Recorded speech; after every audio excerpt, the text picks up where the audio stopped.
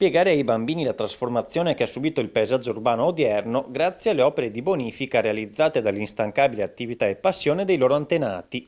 È la finalità del progetto Conosci il tuo territorio di bonifica, promosso dal Consorzio di Bonifica Veneto Orientale e che anche quest'anno coinvolgerà le scuole del territorio. Da qualche anno ormai il Consorzio di Bonifica porta avanti appunto una progettualità rivolta ai bambini dell'infanzia e della primaria. Quest'anno, gli anni scorsi coinvolgevamo anche la secondaria, proprio perché ci teniamo a far comprendere com'era il territorio prima delle opere di bonifica, quindi quando era ancora una palude, e a rendere noto come siamo arrivati ad oggi senza mai trascurare l'importanza dell'ambiente. Un esperto del Consorzio di Bonifica farà quindi un intervento in aula e racconterà una storia attraverso un testo narrativo per spiegare in modo molto semplice il concetto di bonifica contestualizzato al nostro territorio un tempo paludoso. Visto anche il tempo che i nostri bambini stanno un po' vivendo, vogliamo dare anche un segno di positività a questi bambini. Quindi